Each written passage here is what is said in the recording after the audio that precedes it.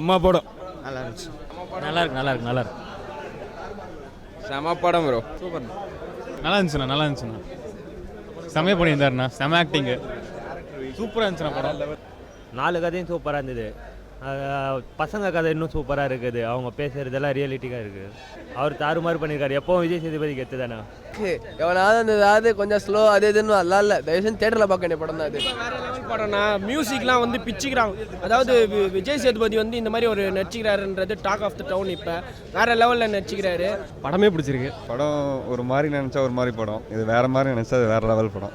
நல்லா இருக்கு. படம் மேக்கிங்கே ரொம்ப பிடிச்சிருக்கு. ஒரு டிஃப்ரெண்ட்டான என்ன சார் விஜய் சேதுபதி ஆக்டிங் வேறு லெவல். ரொம்ப நேச்சுரலாக நடிச்சிருக்காரு. இந்த கேரக்டர் என்ன பண்ண முடியுமோ அதுக்கு ஜட்ஜ்மெண்ட் பண்ணியிருக்காரு.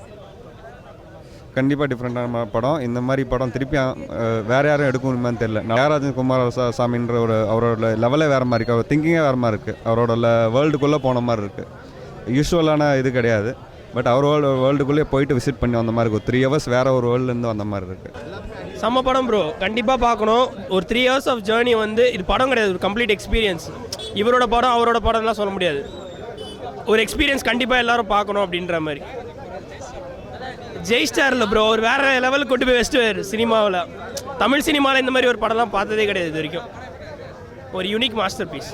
மியூசிக் வந்து ஒரு தனியாக ஒரு கேரக்டர்னே சொல்லலாம் படத்தில். அது ஒரு தனி பாட் கிடையாது, அது ஒரு கேரக்டர் படத்தில். அந்த மாதிரி இருந்தது. நல்லா பிடிச்சிட்டு டிஃப்ரெண்ட்டாக இருக்குது. நல்லா இருக்குது. எல்லாரோட ஆக்டிங் டிஃப்ரெண்ட்டாக இருக்குது. எதிர்பார்த்ததோட வேறு லெவலாக இருக்குது. செம்ம. அவருக்காக தான் மெயினாக வந்ததே. அவரோட பெரிய ஃபேன். அவருக்காக தான் வந்ததே. செம்மையாக இருக்குது. எல்லாரோட ஆக்டிங்குமே டிஃப்ரெண்ட்டாக இருக்குது. மற்ற மூவியோட இதில் கொஞ்சம் எல்லாமே டிஃப்ரெண்ட்டாக பண்ணியிருக்காங்க.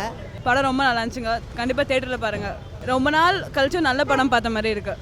ஆரதை காண்டம் பார்த்தேன். இப்போ அந்த படத்தை எக்ஸ்பெக்ட் பண்ணி பார்த்தீங்கன்னா அதோட சூப்பராக இருக்குது இந்த படம். சூப்பராக இருந்தது படம். படமே ஒரு எக்ஸ்பீரியன்ஸ் தான். அது படத்தில் இது பிடிச்சிருக்கு அது பிடிச்சிருக்குன்னு சொல்ல முடியாது. மொத்தமாக ஒரு எக்ஸ்பீரியன்ஸ் மாதிரி வரும். அந்தளவுக்கு எனக்கு நாலேஜ் இல்லை. ஐ மீன் இந்த மாதிரி படம் வர்றது கஷ்டம்தான்.